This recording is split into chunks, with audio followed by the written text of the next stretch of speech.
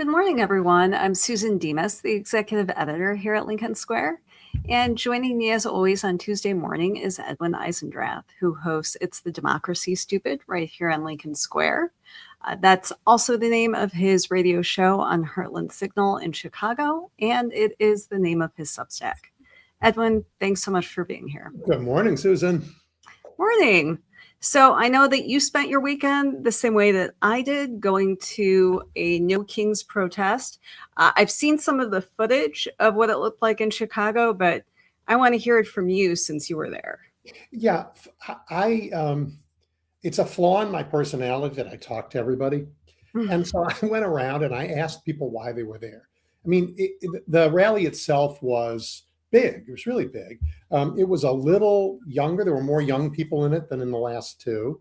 It wasn't young. It was still older, but there were more young people. It was a little more diverse. But here's what I heard from everybody. And it was similar from everybody. And it surprised me, Susan. Like, why are you here? Because of everything. Could you be a little more specific? Right? And here's where the surprise was, because all the polling tells us we should campaign on affordability. We should talk about affordability. I thought they were going to tell us the price of gas is way up. Groceries are hard. Rent is tough. What they said was, I love this country, and it's embarrassing what these people are doing to it. This war is disgraceful. This president is a liar. I'm sick of being lied to. I'm sick of all of the hiding. They weren't, and then I would say to them, well, what about, like affordability? So it's a real problem. They acknowledge the real problems, but the thing that brought them out was the gap between what they think America is and what this terrible administration is doing around the world and at home, and what this president represents in terms of his honesty, his values, his leadership. There's just this huge gulf, and it's starting to show up in the polls. And that doesn't have anything to do with any one issue. It has to do with a collective decision America has made that this president and his regime do not belong in this country. And I was amazed by that. I was really amazed by that. And it was unanimous everywhere. I mean, none of these individual issues mattered as much as the collective disgust they have with a president who does not represent our values, who's taking the country in a direction they don't recognize, who's bombing people left and right in violation of laws of war, who's making us criminals because he's a criminal. And people just don't like it. They really don't like it. So that brought everybody out. And as usual, it was celebratory. People were happy to be out. They were happy to be with other people who were happy to be out. They were willing to stand next to people who they really don't agree with. I mean, again, one of the loudest groups is like 4 people carrying an American Communist Party sign, and people like, yeah, whatever. They're there. And I know the right wing is like, oh, we're happy to run against No Kings. Look, it's communists and it's trans and the truth is it's all of that, because it's all of America standing on the other side of them. Yeah, I went to the protest in Lansing, Michigan, where I live. And one of my favorite signs was somebody who wrote, "I'm tired of living in an Onion article." And I think that kind of gets at the sentiment that you were encountering. I noticed at protests, there were like 3,300 across the country. It looks like 8 million people protested. So that's even more than the No Kings 2 in October, and bigger than No Kings 1. But, in addition to seeing the many celebrities who were out there, which, gets attention, like Robert De Niro in New York, Bruce Springsteen headlined in Minneapolis, which was the flagship rally because of what ICE has done there. Bill Nye the Science Guy was out. Jimmy Kimmel was at the rally. But what warmed my heart really was seeing the protests in a lot of deep red areas. And these are the protests where sometimes it was just like 15 or 20 people. Sometimes it was hundreds, like in Lafayette, Indiana. We had lots of people who were generous enough to send in their photos and videos. But, we were seeing protests in places like Graybull, Wyoming, Driggs, Idaho, Cobb County, Tennessee, places where Trump won by like not just 10 points, but 40 points. And people were disgusted enough and brave enough to go out there and to make their voices heard. And I think that, that sends quite a message. The right wing doxers, the bullies, the ones who've been all over, the ones who threaten the kids of judges, they think if they're just brutal enough and mean enough and they sign up and join ICE and beat up Americans enough, Americans will fold. Mhm. And guess what? That's not who Americans are. We see them coming and we're going to stand up, and people are happy to stand up. I mean, this happened in the Civil War. There was all of this bravado in the South. Oh, them Yankees are just going to fold. And you know what? The Yankees didn't fold. They brushed themselves off. They got whooped in the first fight in Bull Run. And they said, yeah, well, it's all right. Figure it out. We're going to come back and we're going to keep fighting. These guys, they think they can bully America. They think we will fold. And, my message to Enrique Tarrio and to all of these guys who are now, by the way, suing the federal government, and Donald Trump is going to personally, make us taxpayers, pay them in a settlement. Pay them for what they did on January 6th. Sorry, guys, we won't forget it. We will not forget this. And we aren't folding. We aren't afraid of you. That's why 8 million of us showed up. That's why people showed up in your damn backyard where you think you control everything. Get over it, fellas. We are coming for you. So the next event is on May 1st, which is International Labor Day. And this is a call for a general strike. So this is different than what we've seen before. Very different. This is no work, no school, no shopping. And this is not just, we've seen calls for this, but this is the organizers of No Kings, Indivisible. They're calling for massive action. And I thought it was appropriate for us to talk about that, Edwin, because of course, International Labor Day has its roots in Chicago with the Haymarket, affair back in 1886. It was a workers' protest. It did turn violent. There were police and civilians who were killed. There was a giant backlash. But as a result of that, that gave birth to what we know as International Labor Day, May Day. And I know we were used to celebrating Labor Day in the fall, but that's more of a modern construction. And that was a blatant attempt to kind of excise some of the more radical elements of, what we were saying. And just to put this in context, I mean, this was the height of industrial capitalist exploitation in this country, where people were working 16-hour days. Child labor was the norm. All things that, we've seen Republicans attempt to literally bring back. In southern states, they are passing laws to make child labor easier. As we speak, meatpacking plants in Iowa right now, little kids working the night shift, getting injured. It's terrible. It's absolutely This fight is not over, but it's this is a conscious effort for us to reclaim some of that history that we have, and to make a stand not just against Donald Trump, but against a lot of the institutions, the businesses who have been propping him up for the last year. Edwin, what do you think? Do you think that this is going to reach reach a mass audience the way that we had this on a scale in Minneapolis, where they were successful? They did shut down the city for a day. Yeah. I don't know, Susan. I really don't know. It's so much harder than it used to be to put to a real strike like this, in part because of the reasons that we want to do it. And those reasons are, they go beyond Donald Trump. They go to the structure of the modern economy, which is very exploitive of people. And I think, not exploitive in exactly the way it was in the 1890s and 1920s, but very exploitive. And we see it, and why it makes a strike harder is that the companies have figured out how to make you not buy anything, but subscribe for everything.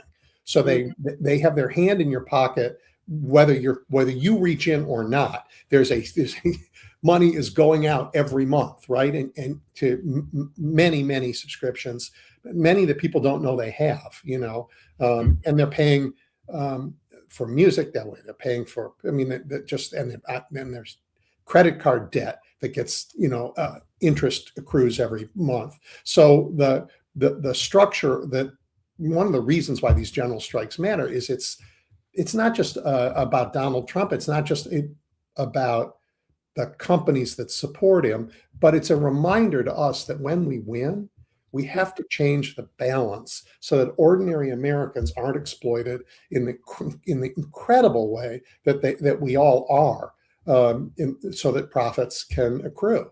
And that isn't the only. I'm all for profit. Don't get me wrong. I've run businesses. I think it's a lovely thing for a business to make a profit, but it isn't the only thing we value. It is not the only thing we value. We have a duty to the people who work in these companies, who make them profitable. We have a duty to the communities they're in.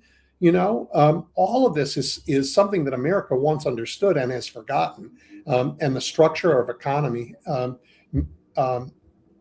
again, it makes these protests more difficult, but it's one of the reasons we have them. And it is one of the reasons why, and Donald Trump is all bought into this, all bought into it. So I took your very clear question about this protest on May Day and put more context to it than you probably wanted. I'm sorry. No, this is why we talk every week, because sometimes there are no easy answers here. I mean, this is not just showing up for a protest, and protests are fun. Especially these protests. Yep. There's always music. There are people dancing. There are marches. Especially at the ones I went to over the summer, there were specific kids' activities. Mm-hmm. It was so cold at this time of year. It was in the 30s here. But I would expect that with future protests, you'll see that. But calling for a boycott, for a lot of people, when you call into work, you're not getting paid that day. That is a sacrifice. And so this is taking it up a notch. But we've seen that this government under Trump, I mean, they are really taking it up a notch. I mean, we have massive corruption between Trump's ballroom, between all of the people who are so clearly profiting off of this Iran war, which I know is something that you want to talk about.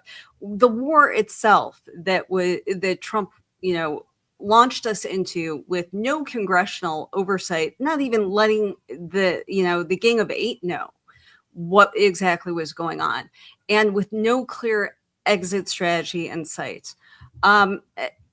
The budget bill last year, the so-called big beautiful bill, it's a massive transfer of wealth from the middle class, from people who are lower class, to not just the upper middle class. We're talking about the richest of the rich, the top 0.01%, the billionaire class. They're the ones who are winning. And when you see what this government has done, radical action by them probably takes more than just a series of rallies and more than just us building towards the election. Because, what you heard, Edwin, from all of those people that you talked to on Saturday was, we don't like the direction of this country. We hate what he is doing. This is not what we want our country to be. And so how do we send that message the clearest? And that's something I think we're all grappling with. Yes. Well, and there was a big contrast too last week, because while we were out championing American values and demonstrating that by saying one of those values is that we actually are our own sovereigns and we get to control our own government. You had the other guys at CPAC, which was their annual conservative convention. Now, 8 million of us showed up. More people than ever showed up for our rally. Fewer people than ever showed up for their little. And convention. Donald Trump didn't go this year. And Trump didn't go. But you know who did and who they cheered on? The Shah's son in Iran, right? I mean, they are so confused about who they hate and who they don't hate on any given day, that every speaker's up there, just if he can just incite them to be angrier and more hateful. Pete Hegseth personally intervened to strike the names of Black soldiers and women off of the promotions list last week, because he doesn't think it looks good to have an army that, I don't know, has people in it who rise in the ranks. And by the way, the army is diverse.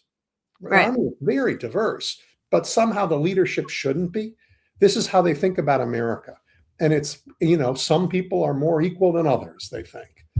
Yes, there is a great sign in Lansing saying that we're living in an animal farm, and I think about that a lot. Yeah. Yeah. Yeah. Yeah. Well, why don't we talk a little bit more about where we are at with the Iran war? Donald Trump is doing what he always seems to do in the middle of the night and in the early morning is hit Truth Social. And he had a couple of bangers over the last few hours where he is threatening our traditional allies because he's very upset that they're not letting him use their airspace. They're not helping him with his war of choice in Iran. And I mean, the subtext of all of this seems to be from he and Rubio and Hegseth is this is the excuse to blow up NATO. The subtext is we are completely alone in the world now.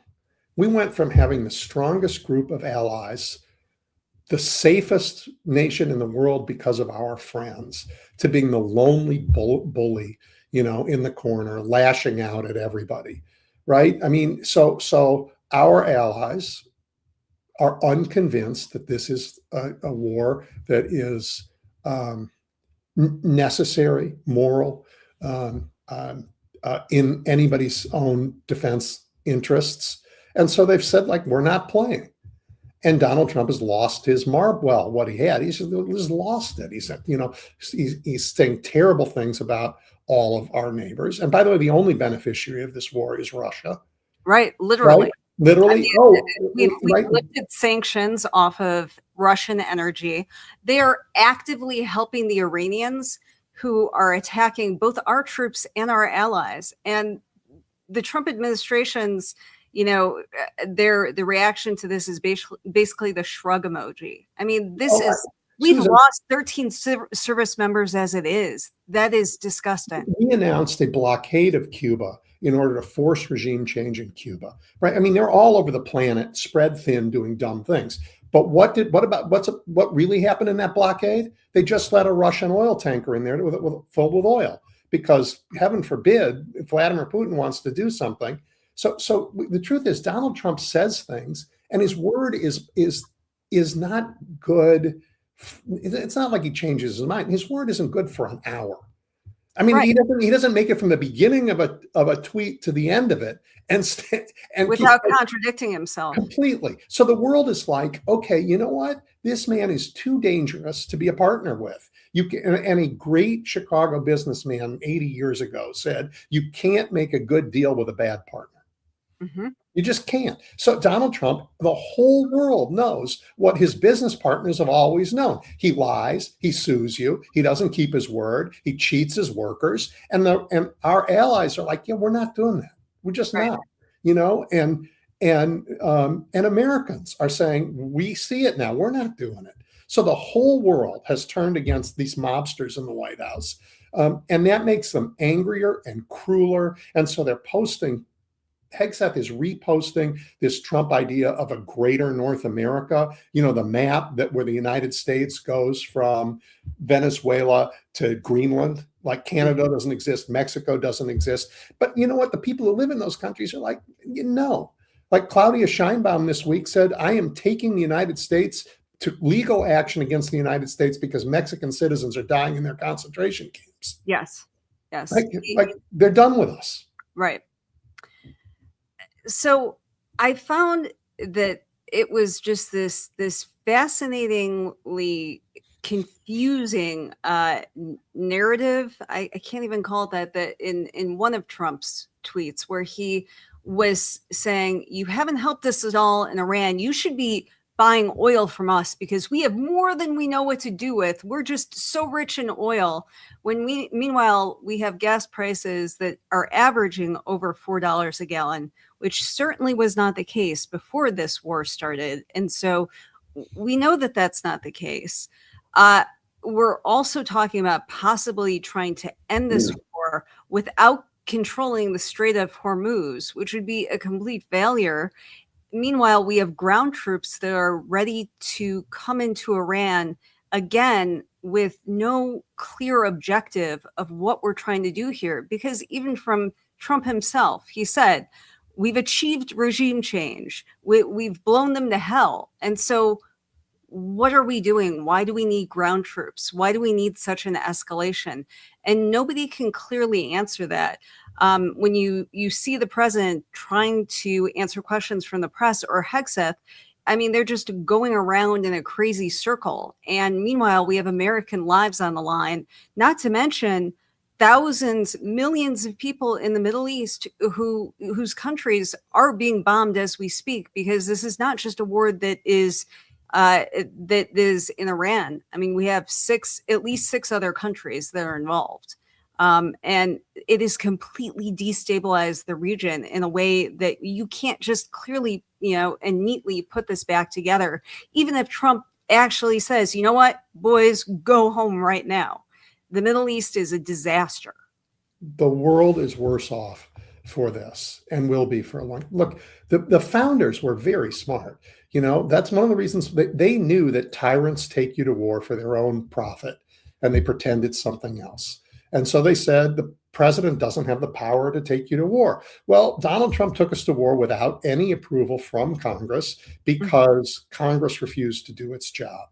This is 100% on Mike Johnson and the Republicans who kissed Donald Trump's ass and brought us into an illegal war that has made the world a worse place. There is no out. And Donald Trump is promising in our name to have our troops go in and commit war crimes. I can't seem to do this right. So what I'm going to do is kill as many people as possible, starve as many people as possible, take the water away from whole cities. Yes. Americans were outraged when they saw what happened to Gaza. Yes. Right. But let's remember that on October 7th, Hamas attacked Israel and committed war crimes, and that launched that war. Here, Donald Trump, Iran never did anything to us. They chanted death to America. Whoa, my God, sticks and stones, right? They're standing in the street chanting. They've never done one thing to us. They're not our enemy. I mean, that's not completely true. They have done some things in that neighborhood to our troops, for sure.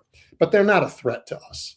Not a threat to us. And yet we have gone and we are promising to level their cities, to blow up their water supply. Right. They're 90 million people. We're probably going to blow up their water supply.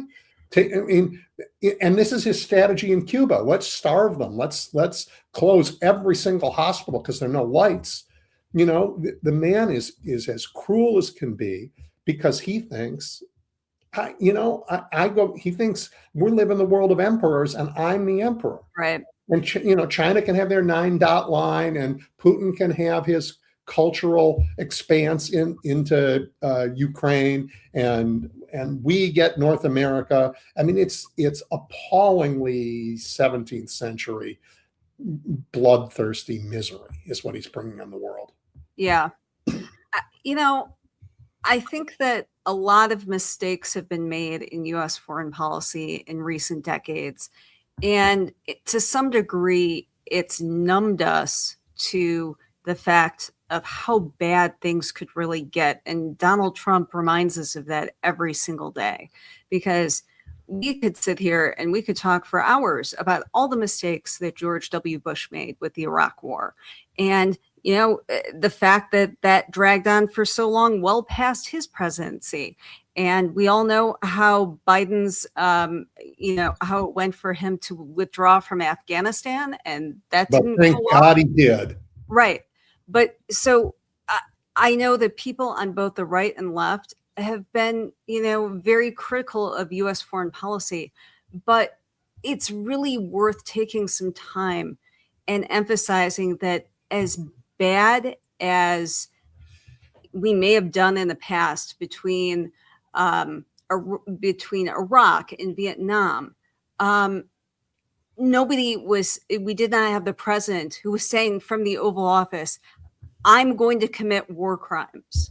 I'm going to blow up the desalinization plants so that people in Iran who I said weeks ago I was their champion and that's why I was doing this, I'm going to make sure that untold numbers of them die just because I don't know what the fuck I'm doing in this country and I don't know how to get out. So why don't I just go ahead and kill a bunch of people and violate the Geneva Convention because I'm entitled. I'm a god. This is a whole other level. And I There's a feel like whole that's other level. lost because, he says about 2 million different things a day, and it's very difficult to cover him. And, we could go on and on about the fault of the press corps, but there is so little perspective. I mean, this is a 5 alarm fire scandal. And again, Edwin, I mean, this is a line in a bigger story. There are very few stories that really concentrate on just the depravity that this administration is pursuing in Iran and in so many other places. Everywhere, everywhere, everywhere. Right. I mean, no one is safe while they're in power. That is, I think, the answer. And that was what people were saying. Everything. Why are you out here? Everything. It's all bad with him in power. Right. I mean, the dangers we're seeing, the illegal, dangerous behavior we're seeing, murderous behavior we're seeing around the world, this misuse of America's military around the world, has its parallel at the lawlessness at home, right? We see a Justice Department being kicked out of courts because the judges no longer believe what they say and they're sick of being lied to. We have a Congress.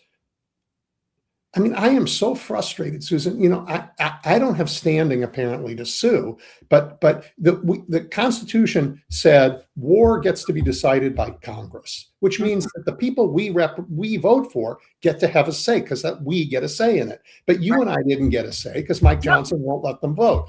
By the way, we also have the power of the purse, no taxation without representation. Right. I want TSA agents paid, but I don't want them paid by Donald Trump, who says the Treasury is mine. No. Congress said you're not getting paid, and yet they're getting paid because Donald Trump said the Treasury is mine to do with what I wish. Taxation without representation. The Constitution has been shredded by this president and this Congress. I mean, the Supreme Court hasn't helped either. But they wouldn't have been asked on this question.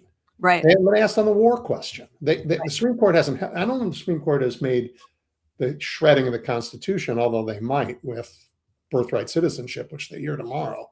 But they certainly have weakened our democracy in every possible way. I would make the case with the Trump immunity case that was a shredding. Yeah, I agree. I agree with that. That you're absolutely right. They've certainly damaged the democracy in every way. And maybe they regret the Trump immunity case. But let's be clear. When Trump does things that he doesn't have the authority to do, absolutely illegally, he cannot later claim they were official duties. So, they made it nearly impossible to prosecute him, but he's such a fucking criminal that it won't be hard to find a way. Right. Well, along with all of these tweets that Trump has been sending, he's also been clearly trying to manipulate the markets when he's saying, I've been meeting with Iran. My administration has, my envoys have. We're making progress. Meanwhile, Iran is saying, I don't know what he's talking about. There's no deal on the table. But he sends out these statements coincidentally when the markets are opening in the morning, because it's a clear manipulation. We know that on the betting markets with Polymarket, there are people who are making serious money, who have inside information about, we saw this with the Venezuela invasion. We've seen this with multiple actions in Iran. And it doesn't take a genius to, figure out that these are people that have a connection to Trump and his administration, because how else would they know? But then we went even further with a story this week that Pete Hexas' broker was looking to make a multi-million-dollar investment in a defense company shortly before the war in Iran started. And again, Edwin, this would be a giant scandal in any other presidential administration. And it should be today. But this is probably one of the more minor stories that you can read. It is only out of my deep respect for you and the people who are watching that I don't look at this and just dump my head on the table. You just flop right down my head on the table. Because, I mean, look, a defense secretary should not be buying defense stocks, period. Period. You want the decisions about how we use our military to be based on national security, not your stock portfolio.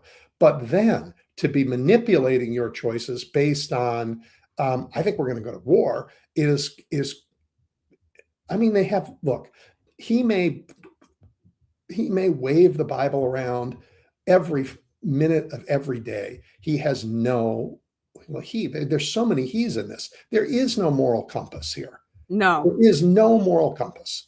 There No. is just whatever compass they have points at Donald Trump's backside. They do not know right from wrong. They do not have any respect for anyone else. And they don't, and they love violence.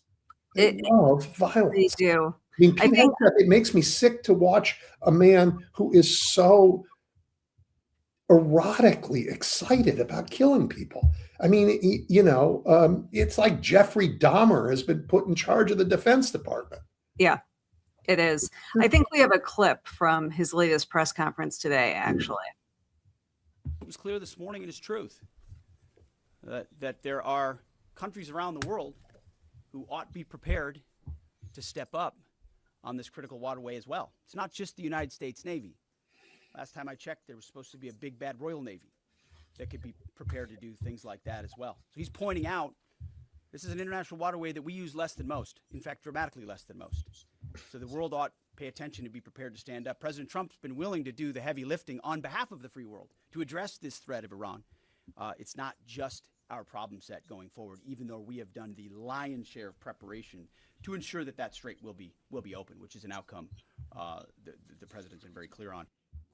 Okay, Susan, let's be very clear. That strait was open until we closed it with our actions. So Let's be clear. The whole world was using that strait, no problem, until we attacked.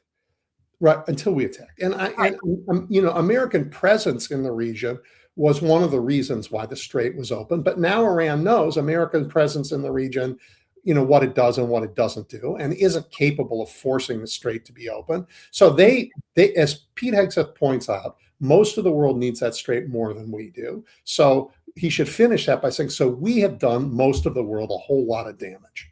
We apologize. We will help fix this problem.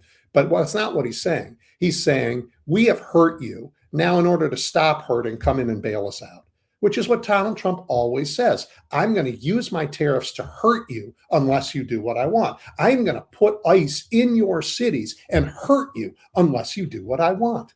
And Americans, we don't like it. And as I said, we began this the same way. We don't like being pushed around by bullies.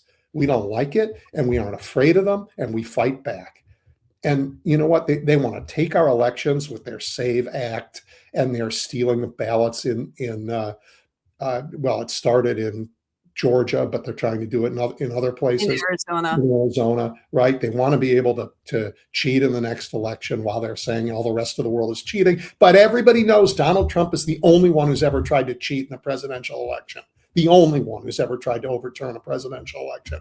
But he's pointing the finger at everybody else, and Americans know it, and we have no patience with it, and we're not afraid of him, and we're going to show up, and we're going to kick his ass in the next election, right? And we're going to take back the House, and we're going to make the House do its job. And when they start to do a job, then Donald Trump's going to really feel some heat. Yeah. When you listen to Pete Hegseth talk, it reminds me that there is somebody who's more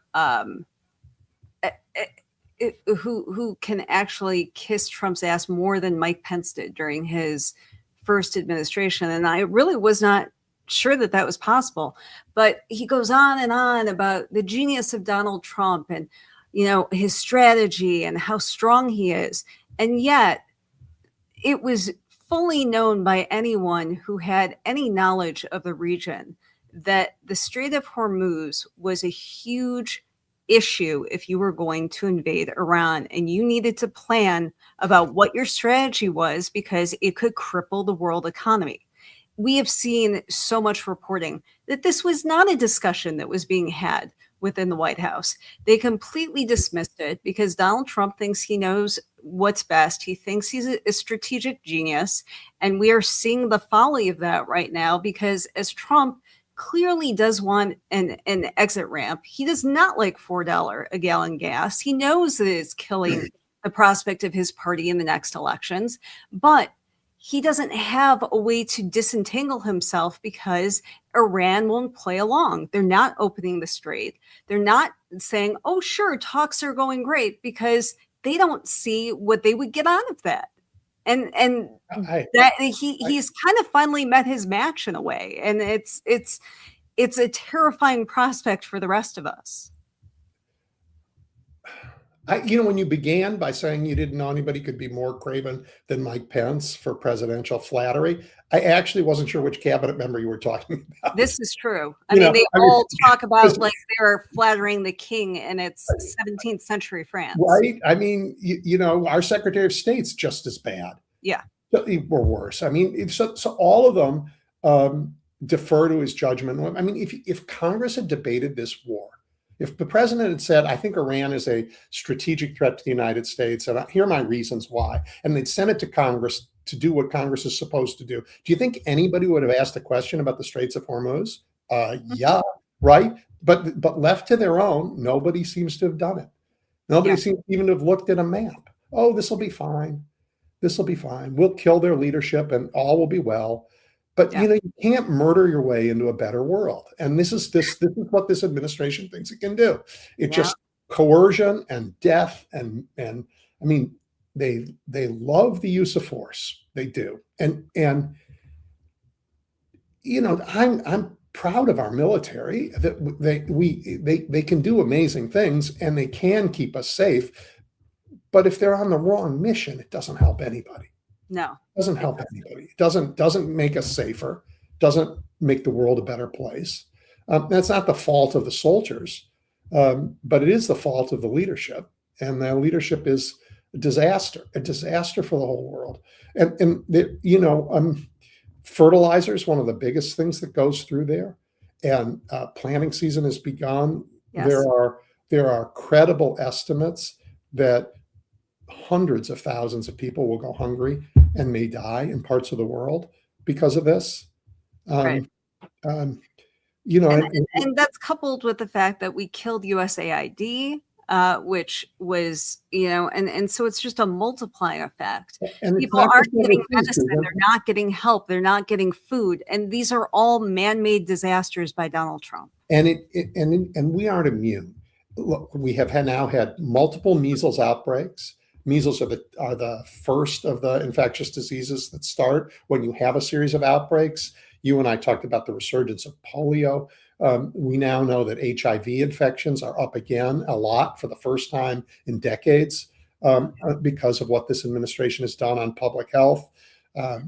So every aspect of our lives in America, and because it's an interconnected world, the whole world is suffering because of this terrible administration, this terrible, terrible administration. And what's happening in the Middle East, we are participating in like he said we was going to fix Gaza, right? Well, as far as I can tell, life isn't better in Gaza.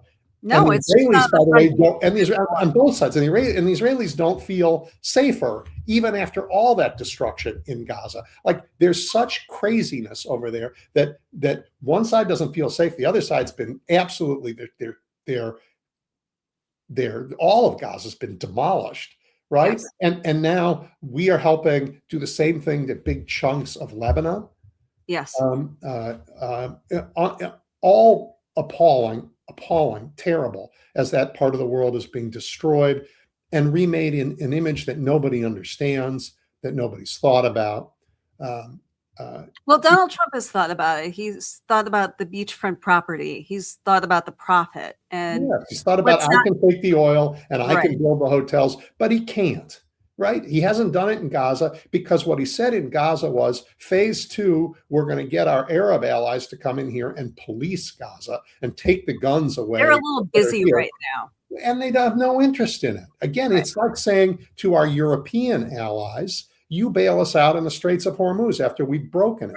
Right? So he's saying, I'm making a deal. I'm going to build these hotels here, but my other allies have to go in first with their military and clean up the mess. Right? He's always like pawning stuff off on other people to fix his problems so he can make the profit. And the whole world, everybody except half of the Americans who say they're half of the Americans who say they are Republicans, half of them say they're MAGA now. That number is down.